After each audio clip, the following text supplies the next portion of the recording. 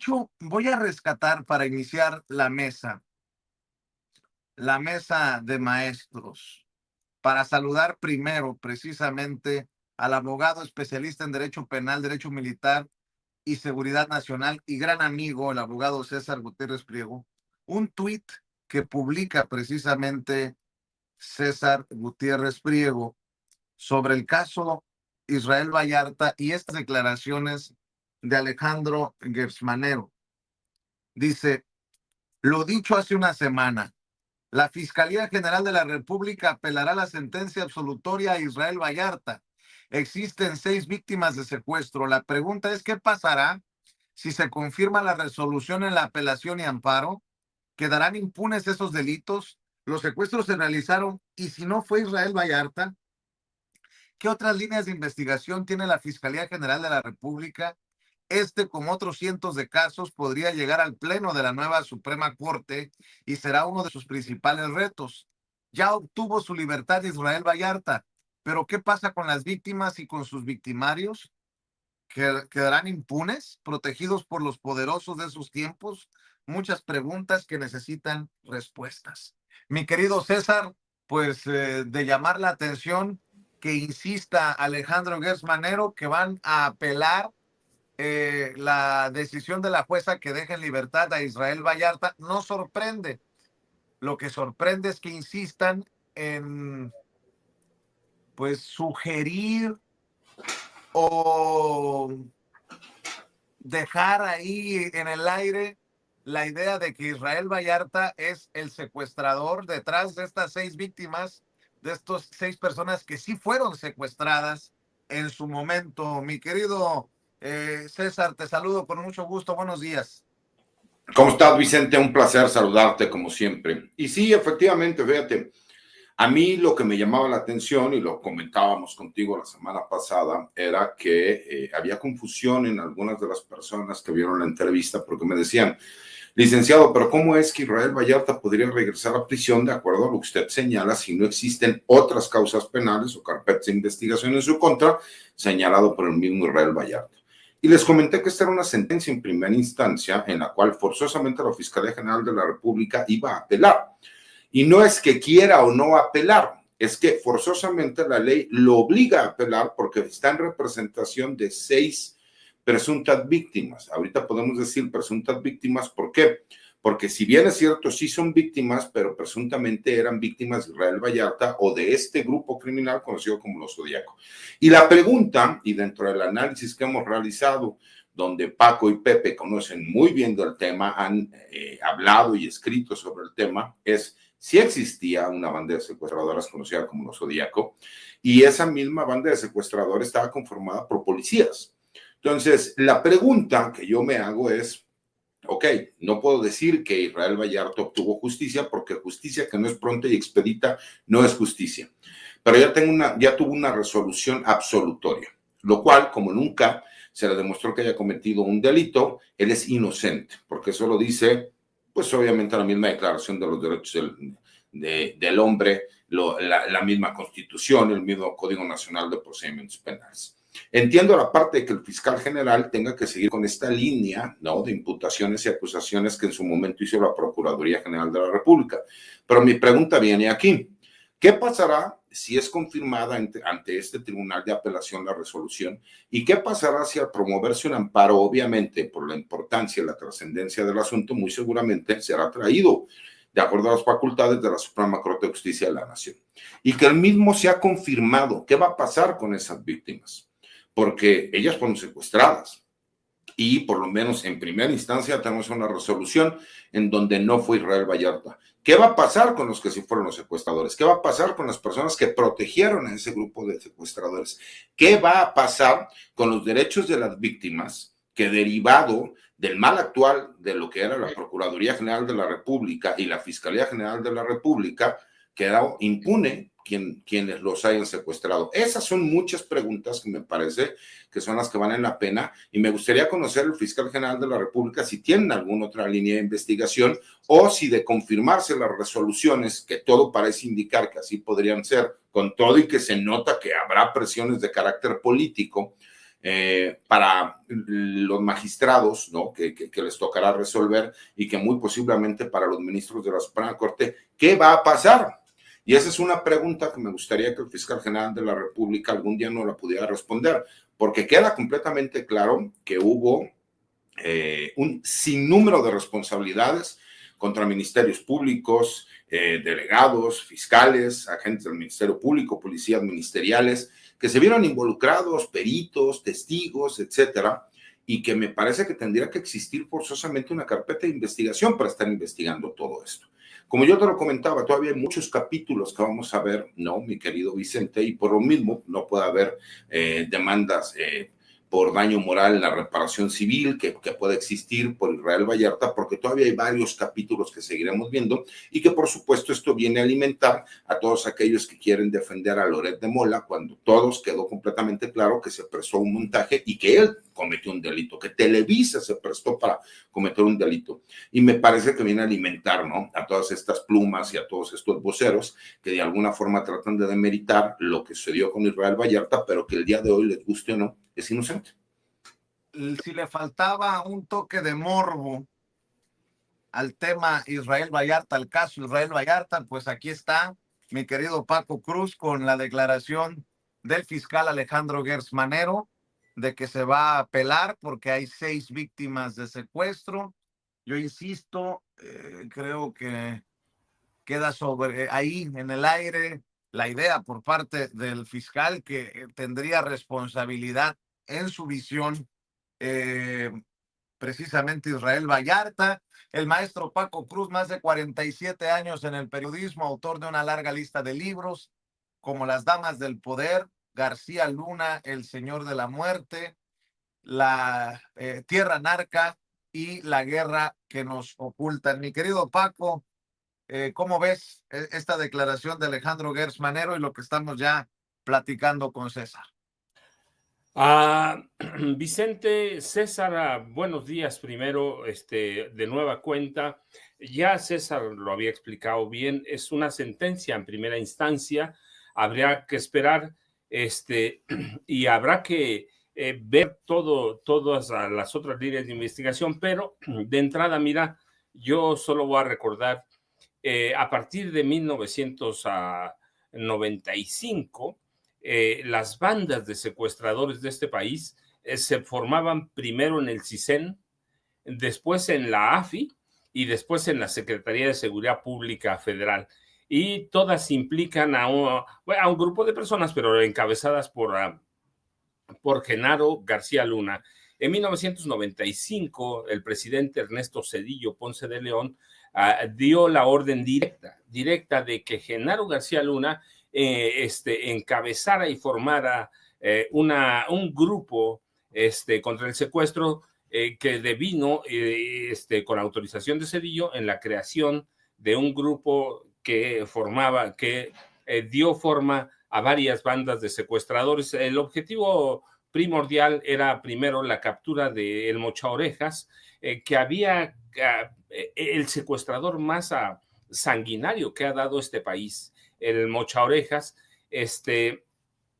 y así se hizo. Ese grupo que devino en una banda encabezada por Genaro García Luna, Luis Cárdenas Palomino, no pudo, la verdad es que ni tuvo intención de combatir al Mocha Orejas. Al Mocha Orejas lo capturó un comandante del Estado, de la Policía del Estado de México, la Policía Estatal del Estado de México, y García Luna tuvo entonces el campo libre para conformar las bandas de secuestradores que operaban en este país. Nunca había habido tantos secuestros de gran impacto, incluido un primo y un sobrino de Carlos Slim Elú, cuyas negociaciones supuestamente las hizo Genaro García Luna en persona. ¿Cuánto le entregó Slim Elú? No sabemos cuánto le entregó, pero a partir de entonces Carlos Slim Elú le entregó a Genaro García Luna prácticamente el manejo de todo el sistema informativo de Telmex. Genaro García Luna y su banda, desde la AFI y luego de la Secretaría de Seguridad Pública, podían entrar a los datos, toda la información que contenía teléfonos de México. Así que, y eso nos lleva a 2005, en el secuestro de el hijo, supuesto secuestro, porque la verdad es que nunca se ha probado que existiera, del hijo de Isabel Miranda de Wallace, o como quiera que se llame esta mujer que va por la vida con 3 nombres, desaparece finalmente, y luego hay una asociación muy perversa de Genaro García Luna con Isabel Miranda de Wallace y Eduardo Margolis. Ese es el sexenio de Vicente Fox Quesada. Y en la policía que comandaba a Genaro García Luna, que luego pasa de la Agencia Federal de Investigaciones a la Secretaría de Seguridad Pública en 2006 con Felipe Calderón Hinojosa, en ese contexto ya estaba formada con Vicente Fox la Banda de los Zodiacos. La Banda de los Zodiacos era una banda que se dedicaba al secuestro, pero era formada por policías federales. Policías federales, ellos, por ejemplo, se habían secuestrado a Rubén Omar Romano, Rubén Omar Romano, un jugador, director técnico en esa época del Cruz Azul, y a Rubén Omar Romano lo tenía la Banda de los Zodiacos, y lo liberan el 19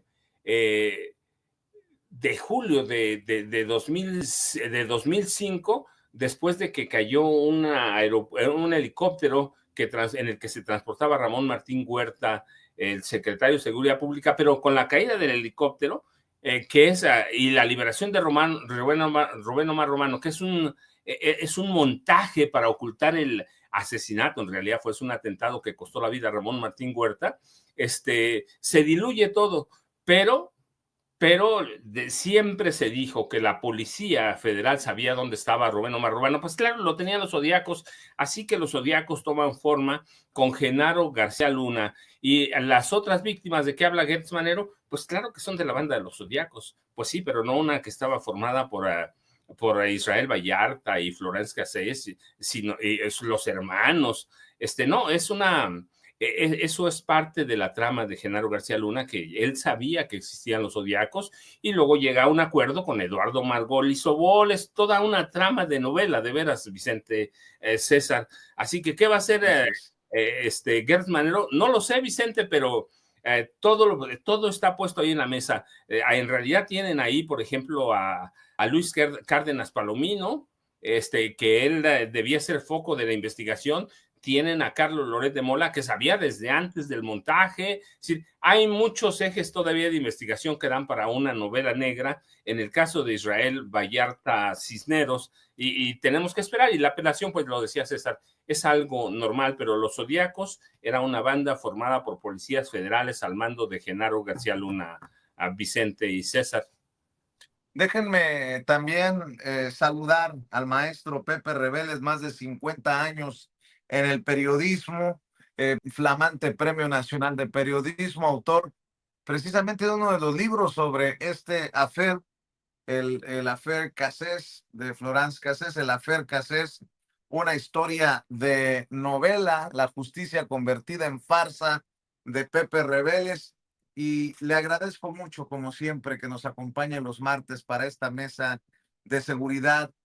También le recomiendo Necropolítica y Narcogobierno, el más reciente libro del maestro Pepe Reveles. Querido Pepe, empezamos con esta declaración de Alejandro Gertz Manero de que van a apelar desde la Fiscalía la resolución absolutoria y la libertad de Israel Vallarta. ¿Cómo ves, maestro? Buenos días.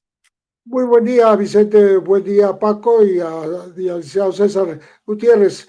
Yo lo veo como algo que le toca hacer al fiscal, como para cubrir el tema sin pasar desapercibido, vamos a decirlo, porque hay tantas evidencias de que todo lo que se nos contó del rancho de las Chinitas y de los secuestros, incluidos los 3 rehenes que se supone estaban en ese rancho, aunque la noche anterior no estaban, pero que se supone que estaban durante la recreación de Televisa y TV Azteca, pues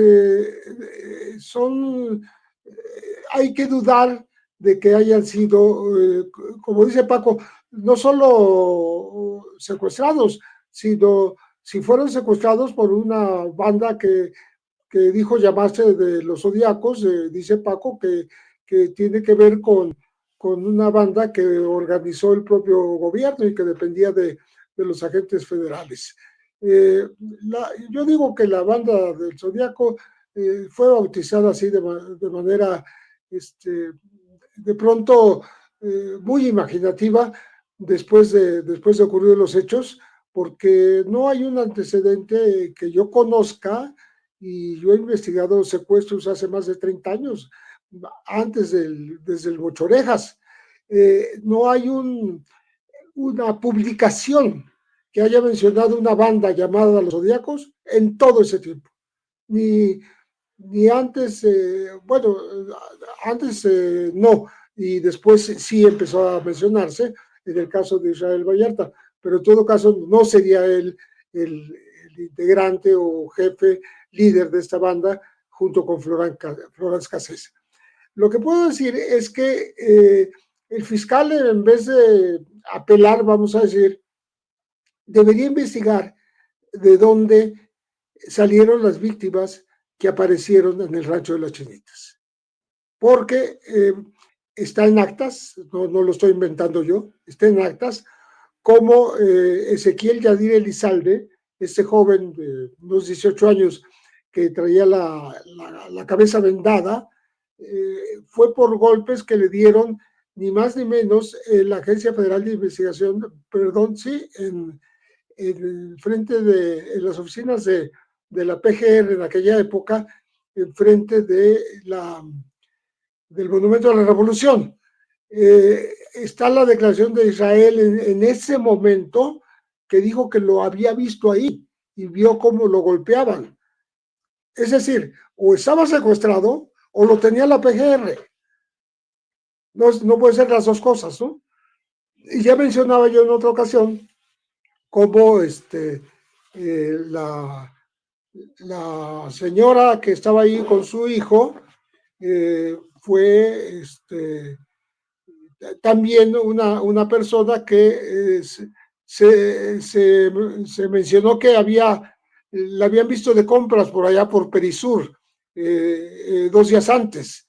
Y además, cuando aparece supuestamente secuestrada en un cuartito de Trevejos, ahí en el rancho de las Chinitas, está en pijama. Yo no conozco ningún secuestrado en pijama. Una pijama recién estrenada. Entonces, todos estos datos hacen pensar que el montaje no tuvo que ver nada más con la cuestión televisiva. El montaje tuvo que ver con toda la embestida en contra de Israel Vallarta desde varios meses antes, digamos 6 meses antes, cuando la Valeria Cheja es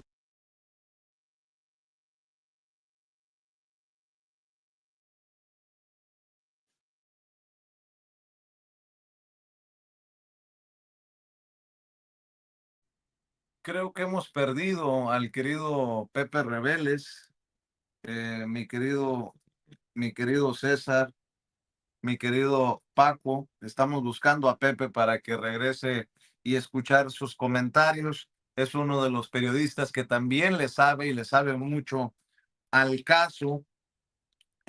No sé si quieren que pasemos. Disculpas, ya regresé, pero si gustan, me espero. No. Vamos para cerrar estos comentarios sobre el caso de Israel Vallarta, mi querido Pepe.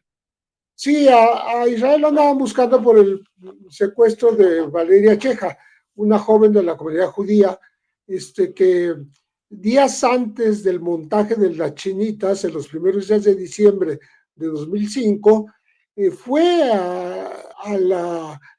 supuestamente a reconocer en los caminos, en la carretera que sale hacia Tlalpan, la camioneta en la que habría sido secuestrada y dice haberla reconocido. Después, con el tiempo, dijo que no es cierto, nunca fueron a localizar esa camioneta. Pero además, sí conoció fotografías de Israel que le enseñaron tomadas ahí en ese lugar y en otros, en las casas de su familia. Y además, Valeria Cheja empezó a declarar contra Israel en los días previos al montaje de las chinitas.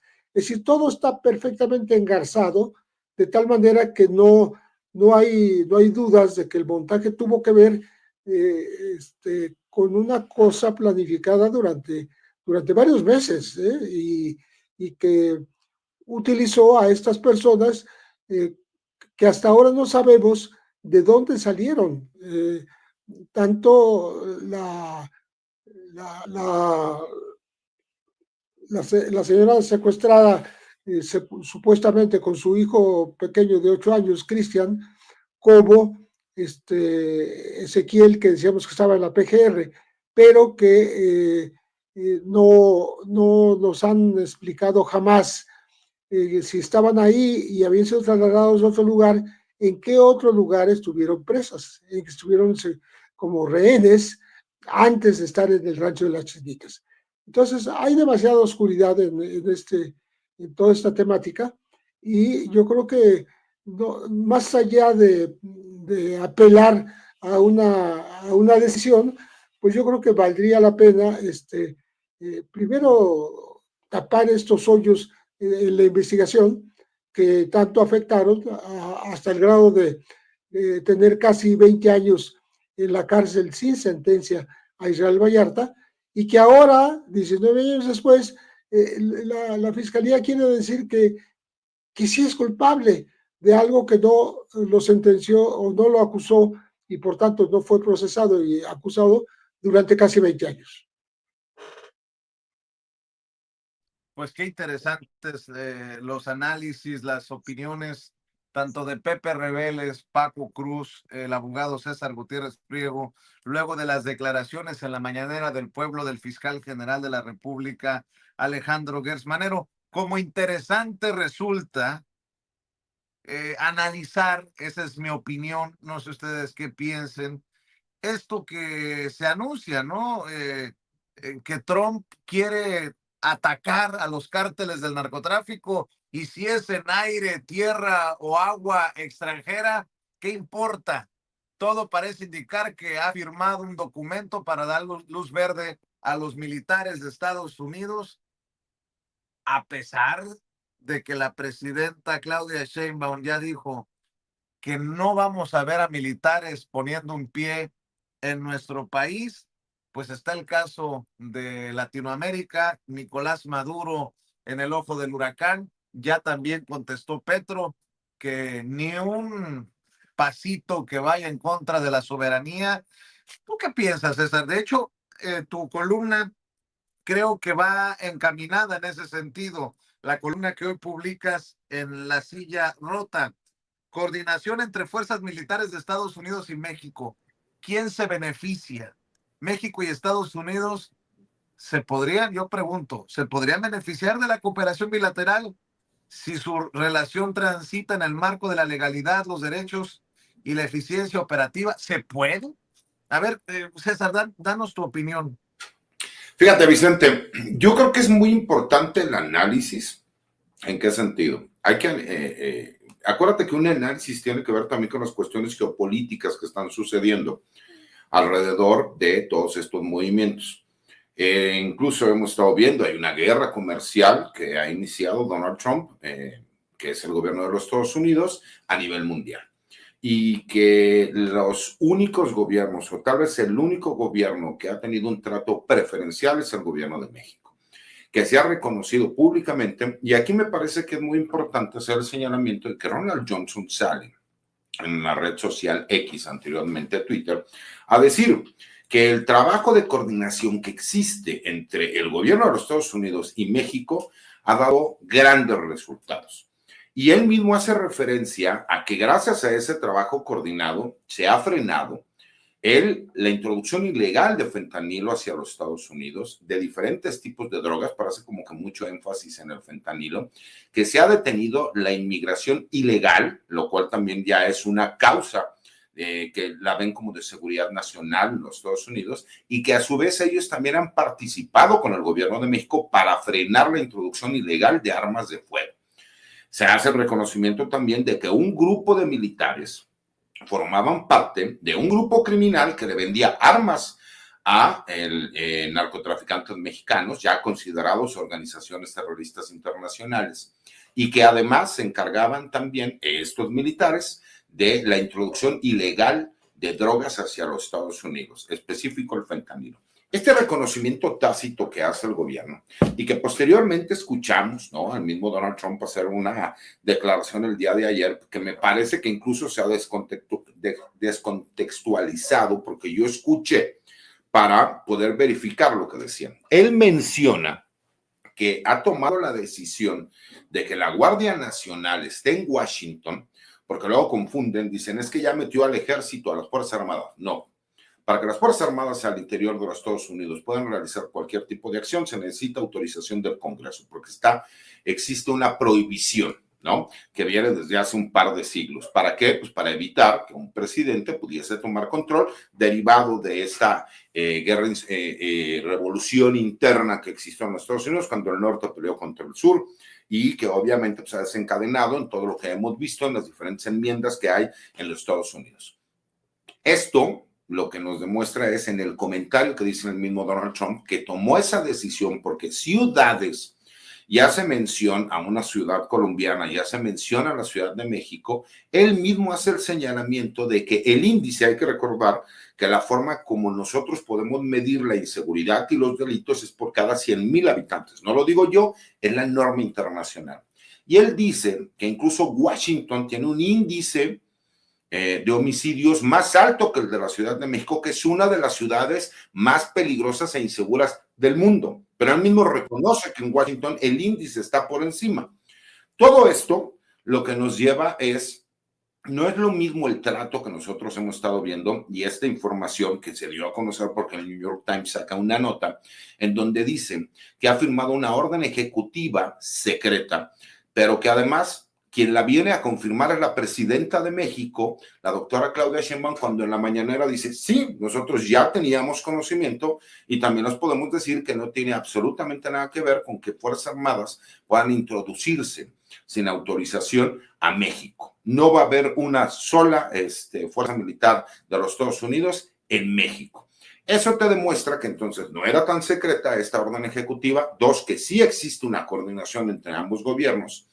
3, me parece que tiene que ver también con el uso, ¿no?, de las Fuerzas Armadas de los Estados Unidos en los litorales, porque también escuchamos, y ese es el análisis, a Marco Rubio cuando hace el señalamiento y dice, nosotros nos hemos equivocado en cómo hemos ido en contra de los grupos criminales, hoy considerados organizaciones terroristas, porque lo hemos visto como un problema de seguridad, cuando es un problema de seguridad nacional. Por eso necesitamos utilizar a las Fuerzas Armadas para que en todo lo que son los límites territoriales y litorales, porque es para poder hacer uso en el mar, se pueda utilizar las Fuerzas Armadas. Para aquellos que dicen, bueno, pero es que independientemente de eso, yo mencioné que para que se pudiera hacer una intervención de ese estilo, tendrá que ser autorizada por el Congreso de los Estados Unidos, porque si bien es cierto que cuando sucedió lo de Al Qaeda en septiembre del 2001, se dio una autorización especial para ir contra los grupos terroristas, pero fue en específico por ese hecho cuando sucedió lo de Al Qaeda. Y mucha gente me decía, bueno, pues atacaron a Irán. Sí, pero Irán era un país que se encontraba o se encuentra en medio de un conflicto con Israel. Las situaciones son completamente distintas porque incluso hay normas internacionales e internas de los Estados Unidos para poder realizar el manejo. Pero incluso yo creo que esta orden va enfocada más hacia Venezuela, y esta declaración que hacen el señalamiento de que en teoría existe una organización criminal conocido o denominada como los soles, en donde supuestamente Nicolás Maduro es el líder de ese grupo criminal, el cual ya también fue considerado como un organismo terrorista extranjero y que supuestamente tiene una relación incluso con el cártel de Sinaloa. No se sabe si esta información viene, obviamente, ¿no? De Ovidio Guzmán y de su hermano, que ya se sabe, por lo menos Ovidio Guzmán, que tiene un trato con el Departamento de Justicia de los Estados Unidos y que está cooperando, dando cierta información, o que el interés es poder ingresar a Venezuela, como lo han intentado en los últimos 30 años. No lo sabemos, pero me parece que va mucho más enfocado para todos aquellos que ya se frotaban las manos y decían, no, la verdad es que escuchar a un personaje como Simón Levy, que ya se avienta unas mentiras que, bueno, yo creo que ni en la peor de las narcoseries de Netflix podríamos escuchar la sarta de tonterías y de estupidez que dice, porque por lo menos Anabel Hernández dice, créanme, ¿no?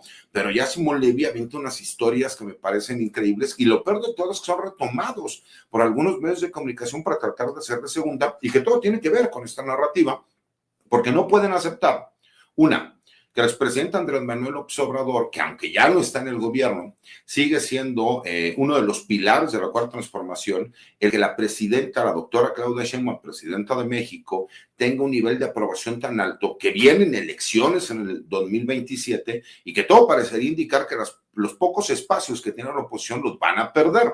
Entonces, me parece que tiene que ver con toda esta narrativa que desafortunadamente pues, tiene y busca que políticamente existe una afectación y obviamente pues, se replica por diferentes medios de comunicación, dándoles diferentes puntos de vista, señalando como si realmente ya nos van a invadir el gobierno de los Estados Unidos porque nosotros somos un narcogobierno, para empezar a crear esa sensación de miedo dentro de la sociedad mexicana. Pero se les olvida que el Supremo Pueblo de México es mucha pieza y que tiene ya un nivel tan politizado que se van al origen y que no nos tienen que creer a nosotros, pero lo que yo acabo de señalar, pueden ir a cada una de las notas para ver que lo que digo tiene una razón de ser y que viene con esta narrativa que viene desde el extranjero con la intención de crear desestabilización, ¿no? Por eso ahora que se está hablando de esta reforma que tendría que darse en materia electoral, pues empiezan a decir que lo que pasa es que en México se va a acabar la democracia, cuando en realidad lo que le darían es la posibilidad de que incluso los partidos de oposición con esta fórmula tendrían un mayor número de diputados que los que tuvieron en estas últimas elecciones. Lo único que se busca es que no existe una lista preautorizada en donde sean los mismos personajes siempre, porque hay que recordar que se tergiversó el hecho de que pudiera existir diputados y senadores plurinominales, que eran para representar a las minorías, porque el PRI ganaba de todas. Entonces, con eso podía haber representación por todos aquellos que no alcanzaban el número de votos para ganar una elección, pero que tenían que ser representados. Ahora vemos a personajes como Ricardo Anaya, que no necesita ni siquiera vivir en el país, lo cual yo considero que no debió haber sido senador, que él puede estar en el extranjero, que él pudo haber sido acusado de delitos de peculado, de un sinnúmero de delitos por, en teoría, haber cometido actos de corrupción, pero que con el fuero que tiene, pues ya no tiene ningún problema. Esa es la intención y me parece que tiene que ver con todas estas cuestiones geopolíticas que están sucediendo en nuestro país y obviamente a nivel América del Norte y América Latina.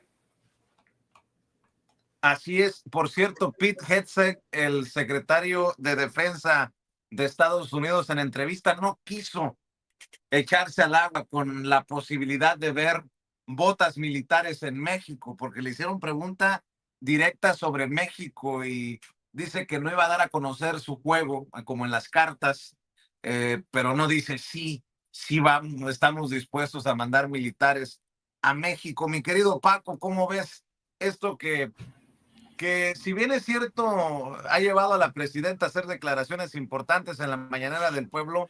Bien decía el querido César, amerita un análisis importante, ¿no?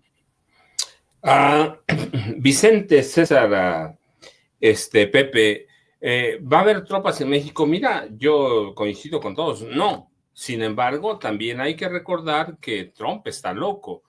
Cuando inició su gobierno, el 20 de enero pasado, más de 6 meses, y desde entonces mantiene un enfrentamiento abierto con el Poder Judicial federal, ya no digamos con los poderes judiciales locales a los que somete. ¿A cuántos jueces ha demandado? por supuesta mala conducta. Yo insisto, Trump no es una persona de confiar. Recuerdan, hace no mucho demandó a todo el Tribunal Federal del Distrito de Maryland, sí, porque un juez bloqueó una decisión sobre deportaciones, y ha presentado denuncias por mala conducta contra jueces, por ejemplo, en el distrito federales, en el distrito de Washington. Sí que puede ser que, y es real, que la Constitución de Estados Unidos prohíbe el uso del ejército, en esencia la declaración de una guerra, si no la autoriza el Congreso, o incluso en Estados Unidos el ejército no puede entrar. Yo de Donald Trump desconfío de todo, más allá de que esté intentando intimidar, amenazar o arrollar a los tribunales federales o locales. La realidad es que hay un clima de acoso en el que es evidente que Donald Trump no respeta al Poder Judicial, no le va a hacer caso, no le va a entender y que va a buscar la manera de burlarlos el día que él decida intervenir militarmente en un país, cualquiera, México, cualquiera, no le va a preguntar, no le va a pedir permiso al Congreso de Estados Unidos, que se lo daría, porque tiene mayoría republicanos. La realidad es que los jueces pueden exigir hasta cierto punto, pero también hay temor entre los jueces, hay temor en la prensa. Los jueces incluso dudan en actuar muy rápido contra Donald Trump. ¿Por qué? Porque es un hombre que tiene un poder impresionante y da la impresión de que los tribunales son impotentes. Así que va a haber una invasión a México. Bueno, una invasión como tal no creo. Puede haber una incursión militar. No le conviene a Estados Unidos. Claro que no nos conviene a nosotros. Ya hay escenarios de guerra planteados en ejercicios matemáticos, en Internet. Se ha usado inteligencia artificial y lo que concluyen todos esos ejercicios es que una invasión a México o incursiones armadas para atacar a posiciones de los cárteles repercutirían contra Estados Unidos abiertamente, y además de que no bajaría el nivel de narcotráfico mientras haya poder de compra, consumo en Estados Unidos, y porque la droga puede entrar por muchas fronteras. Así que, ¿le conviene a Estados Unidos? No. El problema es que Estados Unidos Donald Trump ataca a Estados Unidos porque no va a atacar a otro país. A Donald Trump no le interesa nada más que lo que cumplan sus estándares de lo que significa para él la democracia o cualquier cosa que signifique para él. Así que si un día amanece con el carácter de, pues sí, vamos a atacar a México, en su primer mandato ya lo había ideado, ya lo contuvieron los militares, pero ahora no hay quien lo contenga. El secretario del Departamento de Guerra, ¿no? Pete Hegseth, es su títere. Así que yo de Donald Trump dudo todo. No le conviene atacar a México, no le conviene. Inmediato las automotrices sufrirían, México abriría sus fronteras para dejar pasar a quien sea. No rompería con Estados Unidos, pero sí habría caos aquí, pero también en Estados Unidos. Pero con Donald Trump, Vicente, César, Pepe, con Donald Trump nada se sabe en este momento. Lo único que se sabe es que está haciendo un gran negocio en la Casa Blanca, un gran negocio para sus cuates, y que incluso a los estadounidenses tienen mucho de qué quejarse de él. Así es, mi querido Pepe Reveles, también escuchamos tus comentarios, tus opiniones acerca de este tema. A mí parece que estos esfuerzos y esta obsesión de la invasión de tropas de Estados Unidos a México no va a cesar jamás mientras esté Trump en la Casa Blanca. Pero yo creo que me permito decir que el artículo del licenciado César Gutiérrez Priego es justamente la respuesta que debe darse a un afán invasor, porque estamos hablando de la coordinación de fuerzas armadas de México y de Estados Unidos. Estamos hablando de que ya no se trata de una seguridad fronteriza que solo se basa en la política y en los muros, sino de hacer una frontera segura, ordenada, humana, y en la cual puedan participar las agencias de inteligencia, los servicios de ambos países para comunicarse, para darse a conocer entre sí, datos importantes para el interés común de la frontera, pero nada que ver con una presencia de militares en territorio mexicano. Ya lo ha dicho de mil maneras la presidenta Sheinbaum, no va a haber un solo militar operando en suelo mexicano. Pero de todas maneras hay que establecer qué sí se puede hacer, ¿no? Claro, hacer una cooperación, por ejemplo, bilateral, que se base en la legalidad, ¿no? En la eficiencia operativa, ¿no? Sobre todo en los derechos, que las personas corran menos riesgos en ambos lados de la frontera, que los flujos sean, digamos, ordenados, que tengan transparencia, las actuaciones de los dos gobiernos, que esto sea la regla, ¿no? Que el propio embajador Ronald Johnson dice que la seguridad se basa en la inteligencia, en la inteligencia compartida, en la aplicación de la ley y también en temas de cooperación y de producción para que realmente se haga incluso una política preventiva que anticipe amenazas. Todo eso se vale. Se vale que en Estados Unidos le congelen los bienes como se los acaban de cancelar a miembros del cártel del noroeste y a un cantante famoso que lavaba dinero y le congelaron sus bienes en Estados Unidos, que en aquel territorio se capture a las personas que operan desde nuestro país, pero solo en una actuación que tenga que ver con el territorio de cada cual. Entonces, no hay cosa más clara que esta de que estamos diciendo, porque una cosa es que Trump decida firmar digamos, esta directiva en secreto, por cierto, ¿no? Al Pentágono para que la cosa ocurra como él quiere, porque hay que considerar que todavía falta que el Congreso deberá aprobar estos desplazamientos de tropas y de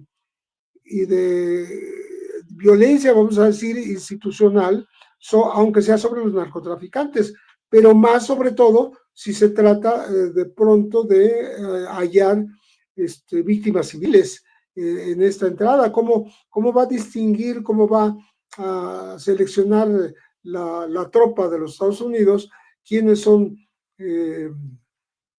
narcotraficantes a los que hay que tratar como terroristas y liquidarlos incluso, que es lo que está pretendiendo Trump, y quiénes son población civil que sufriría, digamos, los embates de estas mismas tropas sin deberla ni temerla, ¿no? Entonces, creo que utilizar la fuerza del Pentágono podría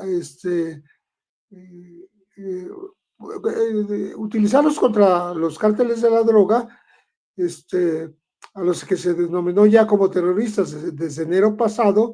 Pues eso es un paso más de agresividad desde la presidencia de los Estados Unidos, el más agresivo hasta el momento, en esta creciente campaña contra los cárteles, ¿no? Lo que subraya una determinación de Trump de utilizar estas fuerzas militares, pero sin autorización de los países que serían invadidos o que serían afectados por este operativo militar. Entonces, creo que si a eso le agregas que demuestra cómo sí quiere hacer cosas fuera de lo común en otros países, como es el caso de Venezuela, ¿no? Donde está elevando la recompensa a $50 millones por la captura del propio presidente de la República, Nicolás Maduro. Bueno, pues ya estamos hablando de que los afanes intervencionistas no están nada más en el aire y en la mente de Donald Trump, sino en la de muchos estadounidenses que creen que no hay otro camino, pero yo insisto, el artículo de hoy del licenciado César Gutiérrez Priego señala muchos caminos a seguir con cooperación, con respeto, con igualdad, con respeto a la soberanía. Así es, voy a aprovechar antes de despedirlos para decirles que me ha llegado un mensaje para la gente que está en el área de Los Ángeles, California. Se reporta la presencia de ICE en el Home Depot de la Century y Crenshaw. Así que si pueden, por razones que ustedes ya conocen, eviten esa área y pasen la información a sus seres queridos si es que están en esa zona. El Home Depot de la Century y Crenshaw, allá en Los Ángeles, California. Hay que recordar que hoy es un día de acción, incluso de boicot contra empresas como Home Depot, que sigue permitiendo estos operativos en sus terrenos, y con todas las otras empresas que no se manifiesten contra la cacería de nuestra gente en Estados Unidos. Mi querido César, ¿por qué no cerramos invitando a la audiencia a que te lea, que te siga, que te apoye en tus diferentes trincheras, para que lean tus columnas, para que estén al pendiente de lo que publicas, César, por favor? Por supuesto, Vicente, como siempre, un placer. Saludos a Paco y a Pepe. Los invito a que me sigan en mi cuenta de X, anteriormente Twitter, que es @StarGutiPri.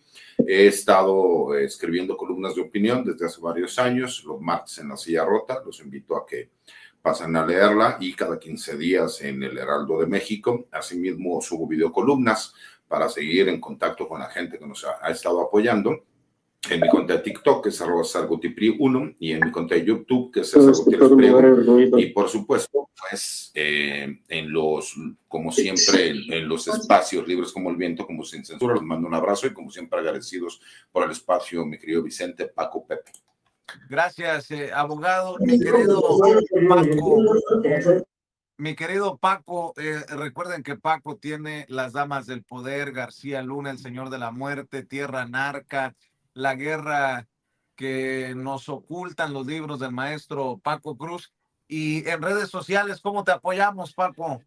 Vicente, un abrazote para ti, para César, para Pepe. Yo ya sabes, @Paco Cruz Jiménez en X, antes Twitter, Francisco Cruz Jiménez en Facebook, y nos vemos mañana tempranito, Vicente. Claro que sí, a las 6 de la mañana.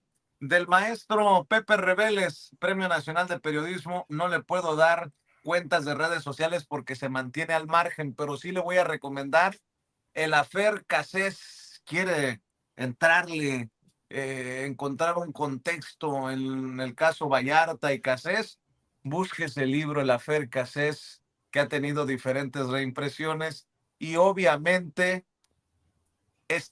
su más reciente libro, Necropolítica y Narcogobierno, del maestro Pepe Reveles, a quien le agradezco que nos acompañe todos los martes. Querido Pepe, estamos al pendiente. El agradecido soy yo, y me da mucho gusto estar con ustedes siempre los martes, con el licenciado César Gutiérrez, con Paco Cruz y contigo, Vicente. Les mando un gran abrazo a todos. Gracias, Pepe Reveles, Paco Cruz, César Gutiérrez Priego, en esta mesa de análisis de seguridad nacional y crimen organizado. Y déjeme también, en la recta final, saludar a un gran amigo, al doctor